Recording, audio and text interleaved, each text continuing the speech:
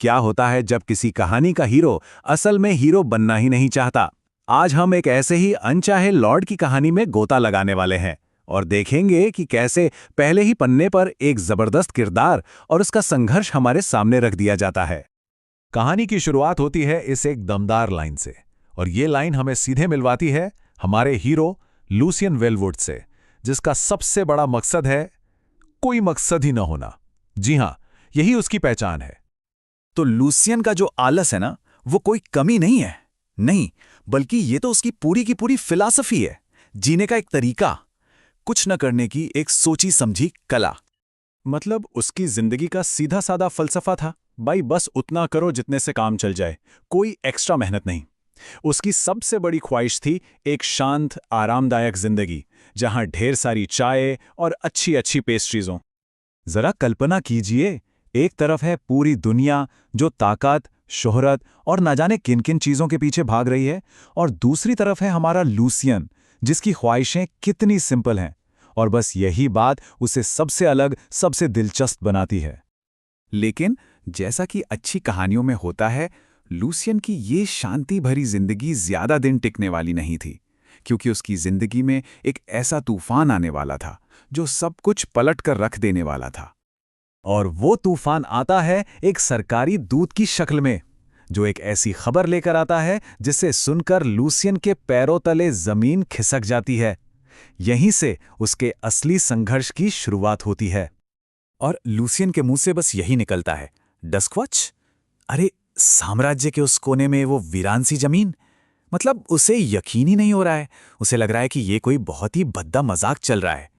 और सुनिए, डस्क्वॉच सिर्फ नाम का वीरान नहीं था। वहां की मिट्टी खराब, डाकों के हमले तो आम बात थे, और टैक्स सिस्टम, अरे वो तो इतना उलझा हुआ था कि क्या ही कहें। मतलब लूसियन को एक ऐसी जगह भेजा जा रहा था जहां कोई सपने में भी नहीं जाना चाहेगा। तो अब ऐसी मुसीबत में फंसने के बाद लूसियन के पास क्या रास्ते बचते हैं?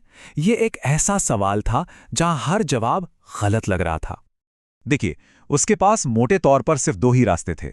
पहला, पद से साफ इनकार कर दो, और फिर गुस्सैल सम्राट का सामना करो, जिसका नतीजा मौत भी हो सकता था। या फिर दूसरा रास्ता, चुपचाप उस बर्बाद काउंटी की जिम्मेदारी अपने सिर पर ले लो। और आखिर में लूशियन बहुत ही बेमन से यह फैसला लेता है। उसकी आवाज में जरा भी उत्साह नहीं है, बस अपनी किस्मत को स्वीकार करने की एक गहरी मजबूरी सुनाई देती है। लेकिन सवाल तो ये उठता है कि आखिर लूसियन इस मुसीबत में फंसा ही कैसे? इसकी जड़ें कई साल पहले हुई एक बहुत ही छोटी और कह सकते हैं कि एक बेवकूफ़ी भरी घटना में है। ये पूरी कहानी ना किसी कॉमेडी फिल्म से कम नहीं है। हुआ ये कि सालों पहले एक बहुत ही बोरिंग सी दरबारी महफिल थी। वहां सम्राट ने एक बेहद ही खराब चुटकुला सुनाया और गलती से लूशियन की हंसी निकल गई। बस उसी एक पल ने उसकी किस्मत पर ताला लगा दिया। सम्राट ने उसे देख लिया और ऐलान कर दिया, आह वेलवुड, क्या समझ और दूरदृष्टि वाला व्यक्ति है। और बस इसी एक गलतफहमी ने लूसियन की एक ऐसी इमेज बना दी जिससे वो जिंदगी भर भागना चाहता था। और तब जाके लूसियन को पूरी बात समझ में आती है। वो भयानक एहसास कि किसी पुराने क्लर्क ने उसका नाम जरूर भरोसेमंद रईस जिन्हें खेतीबाड़ी में मजा आता है वाली फाइल में डाल दिया होगा। सोचिए, एक छोटी सी हंसी का कितना बड़ा नतीजा।